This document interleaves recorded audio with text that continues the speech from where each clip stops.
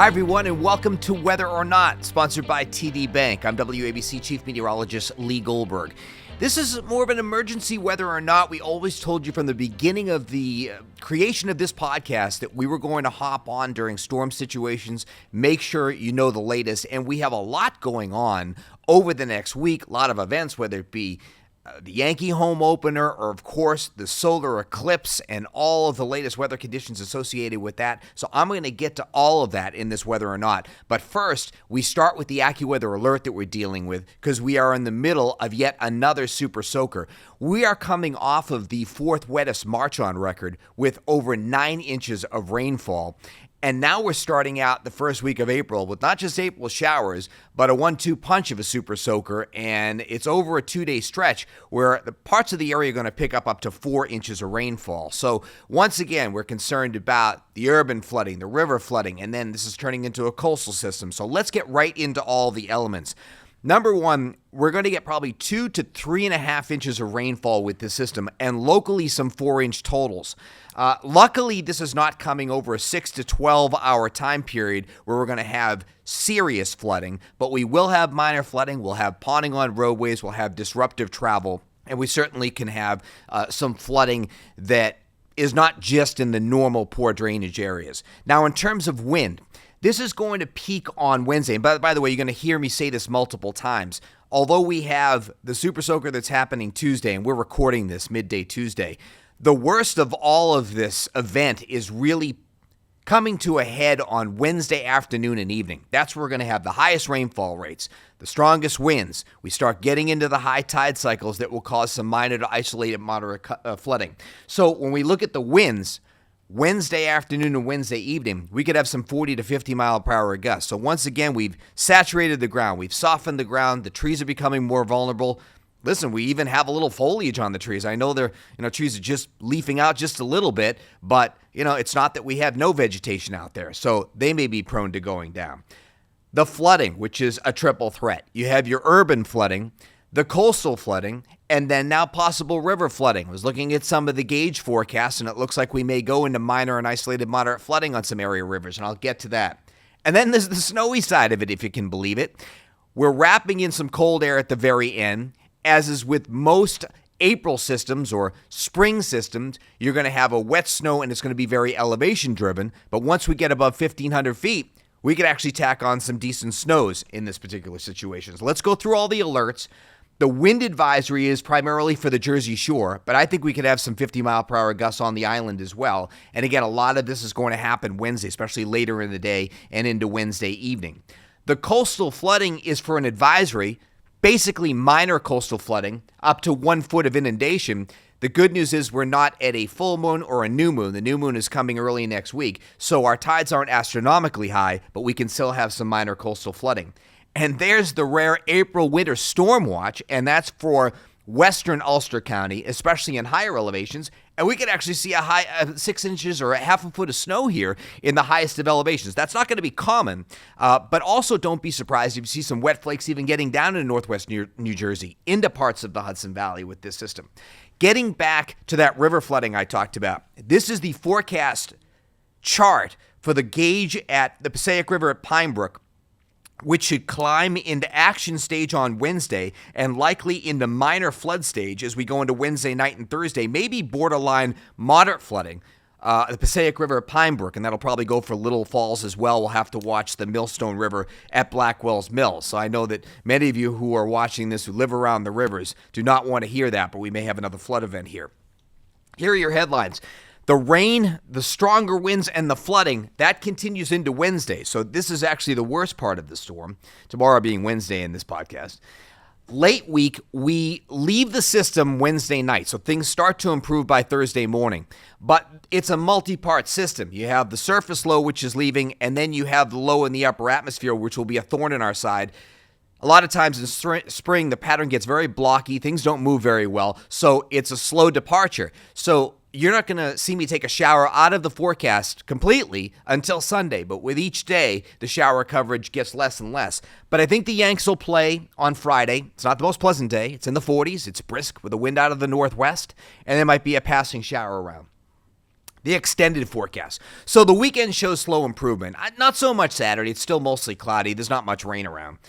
But once we get to Sunday, it's a dramatic improvement. That's what happens this time of year. Once you leave the grips of the storm, that April sun will go to work, and we'll get close to 60 on Sunday with increasing sunshine. And we have some beautiful weather to tell you about. So if I'm thinking about it, if you have mile markers in your head, let's get past Wednesday evening, and things get better there. And then we're still in the throes of this system Thursday, Friday, and Saturday. And the next mile marker would be Sunday. And once we get past that, now we're really hitting our April and spring stride after that. This is all being driven by, of course, tremendous contrast, which happens this time of year with temperatures. So it's 80 or in the 80s in the southeast. Then you've got some polar air that's diving into the upper Midwest.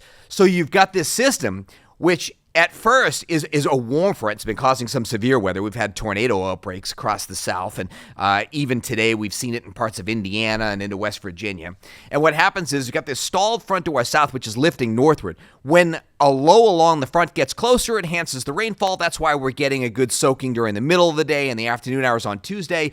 The rain intensity may wane a little bit on Tuesday night, and then we'll get the full throttle system coming in during the day on Wednesday. And I just plotted, if you're watching this in the podcast, all of the storm reports, flood reports, hail, heavy rains, tornado reports, snow reports. It's a multifaceted system. If you're interested in just what's going on with the jet stream, we've got that subtropical jet, which has been so active all winter long. We haven't had the cold air involved. Well, guess what? The polar part of the jet stream is digging into the upper Midwest, and that's why there could be 2 feet of snow in parts of the upper Midwest and like northern Minnesota where there's a blizzard warning. So there is some cold air with this, and parts of upstate New York like the Adirondacks, the Green and White Mountains of New England, they're going to get socked with snow, and even some of the Catskills and Poconos get a little snow. So as we advance through Tuesday night, we've got a lighter period of rainfall, but it's not going to just get dry. We're going to have rounds of rainfall throughout the night. So there still will be some ponding of water for the Wednesday morning commute.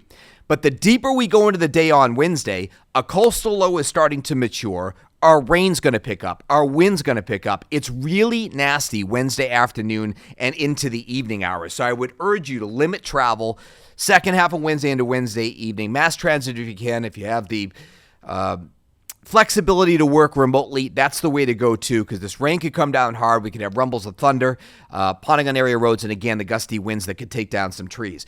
The heaviest rain should lift north and east of New York City toward the 6 or 7 o'clock hour. We still have heavy rain over parts of the Hudson Valley and into parts of Long Island at that point. But I think as we go into Wednesday evening, things have peaked. There's still some very gusty winds. We still have some trees down. And after dark, I wouldn't be driving on any of the narrow parkways that are surrounded by trees. You'll have some debris around the area, along with, again, some of the water that's collected. Now you see the other facet of this system, and that's the cold air wrapping in. Look how later tomorrow night or later Wednesday night into early Thursday morning, we start to see the rain change over to snow in the Catskills, some ice pellets, and there might even be some wet snowflakes to get right down to the I-287 corridor. Not that it would stick, but don't be surprised if you see some snow in the air. You're getting ready and you're headed to work on Thursday morning. It's snowing out. I can't believe this. It's April. Yes, believe it. It can definitely happen. We're probably piling up some snow in the highest elevations of the Catskills and Poconos. That window is short. That'll go through the day on Thursday. Now, we're unsettled behind this. Remember, I told you that's the upper level part of the system that doesn't want to leave so fast. So you're dealing with rain and snow showers, more widespread to the north and west, and they're just kind of periodic. So it's a miserable day. It's still 40s. It's gusty. There's the occasional shower. Looking at the overall rainfall, this is just one model, but I think it depicts the ranges pretty accurately when you look at anywhere from about 2 to 3.5 inches and locally some amounts that could put 4 inches of rainfall. Our normal April rainfall is around 4 inches. So a lot of places in this storm over a 48 to 60 hour period, maybe 72 for some if you count yesterday's or Monday's rainfall, are going to receive a month's worth of rainfall. The snow forecast. You see where the big snows are. After they come out of the Great Lakes, you've got the Adirondacks, you've got New England extending their snow season with getting 1 to 2 feet of snow. But even into the Catskills, you can see those shades of pink at the highest elevations of northwestern Ulster County. A place like Hunter Mountain could do very well. If you're looking at this map and you're getting nervous about the lighter white shades or that grayish shade getting all the way down into Westchester and Rockland County, that's just snowflakes in the air. Here's a more likely depiction of what could accumulate, and you really have to go up into the Catskills and Poconos for that to happen. Again, the winds. They're picking up tonight and gusting over 30. You'll notice the winds are strong, 25 to 35 mile per hour gusts Wednesday morning, and then it hits a whole new gear during the afternoon hours where you have 35 to 45 mile per hour gusts, maybe even pushing 50 mile per hour gusts along the coast into Wednesday evening. So potentially damaging winds, low visibility, heavy rain, not the time to be out traveling about. By Thursday morning, now that low, the coastal low is moving away, so our winds are still gusty and brisk and it's raw, but at least the damaging level winds are starting to move out and we're just kind of breezy. So it's showery on Thursday. Look for still some snowflakes swirling about and no travel to New England at that point. You got an all-out snowstorm going on, parts of New Hampshire and Maine and northern Vermont as well, that continues into the day on Friday.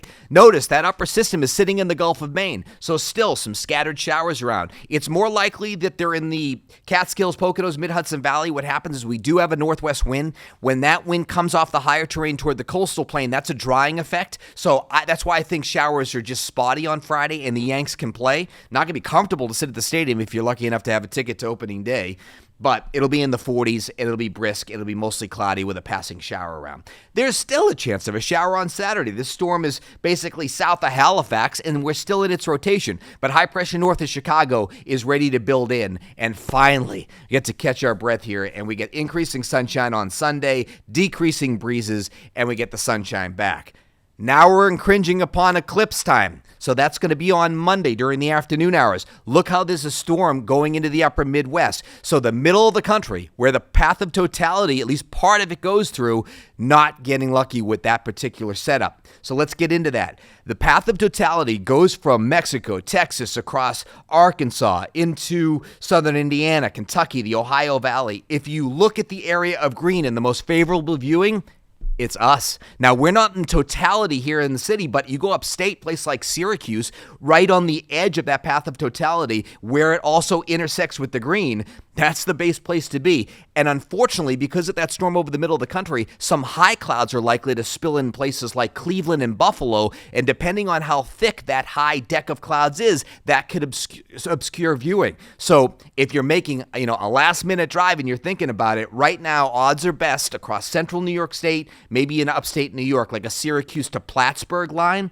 Even once you go into northern New England, you may see another batch of cloud cover. Now, I showed you that with the contours. I want to show you the worst case modeling actually has a couple of showers even getting into the Buffalo area in western New York State, while it's looking much better, again, in a place like Syracuse or Watertown or up to places like Plattsburgh. Now what I've done is I've overlaid the eclipse path of totality on the projected cloud cover, and you see how we're out of luck in places like Texas. Maybe there's a little hole across parts of southeastern Missouri. Maybe into southern Illinois there's a little bit of break, but that's just a low chance. Once again, it's just some high clouds streaming into western New York State, central New York State. So, yeah, could it be more of a filtered eclipse? Yes, but hopefully we can get into in between some of those waves of high clouds and see totality with a great view. But that's what we're looking at. Right now, our plan at Channel 7 is for my teammate meteorologist Brittany Bell to go to Niagara Falls, and I'm headed up to Syracuse, New York. And of course, we will pivot based on what our forecast is. But right now, I'm liking my chances to just have some high thin clouds in Syracuse. Brittany and I were talking actually earlier today how she's a little bit more concerned about the thick cloud cover near the Buffalo and Niagara area. Listen, if you're staying put in New York City, you got the best sky coverage. You just don't have totality, but it's not too shabby. We're talking 90% coverage here in the tri-state area. So, no, you don't necessarily see that diamond ring or what they call Bailey's beads. You won't see totality where it's obvious you see the sun's corona, but you will see a really pretty amazing impact with near 90% of the sun covered. And it'll look much darker and could still have the same impact on animals changing their behavior and the temperature dropping a few degrees. So still will be really exciting across the tri-state area. And then that, of course, ends as we go after 4:30, the partial eclipse ends. By the way, in a previous Whether or Not, this is still timely, we did an extensive discussion with meteorologist Joe Rayo. Many of you are familiar with him in the tri-state area, legendary meteorologist who worked up in Westchester. And he is an expert on these eclipses. He's been to many during his life, and we have an extended discussion with that. So you can go to the Whether or Not library and hear that extensive discussion about how this will all evolve. I do want to tell you about this major flip that will happen once we get out of the clutches of this storm. Notice how we're pushing 60 by Sunday, and look at the numbers, maybe even pushing 70 next week. So things turn in a hurry. You have to keep sort of that late winter wardrobe out through the weekend, and then you're switching out the closet next week, finally, as we get temperatures close to that 70-degree mark. An early look at the 7-day that we're looking at, an AccuWeather alert will be held through Wednesday. We've got the showers and a few flakes north and west on Thursday, some accumulation in higher elevations. The Yanks should play despite a spot shower.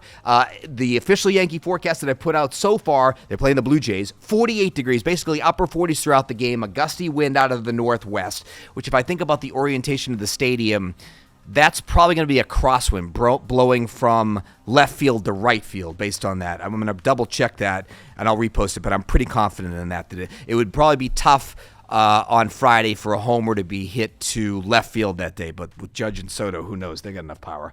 All right, so moving on from that, still a chance of a shower on Saturday, although minimal. And finally, we break it. We go sunshine on Sunday, sun and some high clouds for the eclipse, and pushing 70 by the time we get into early next week. So that's the way it's shaping up. Again, I urge you to limit your travel through the height of the storm, which is going to be later Wednesday into Wednesday evening with very gusty winds and heavy rainfall. Then things start to slowly improve later in the week in terms of less rainfall, but we still have chill. We'll definitely get better by the time we get to Sunday. We will continue to update this forecast, update the eclipse forecast on Whether or Not. Thanks so much for watching. We'll see you next time. Rain or shine.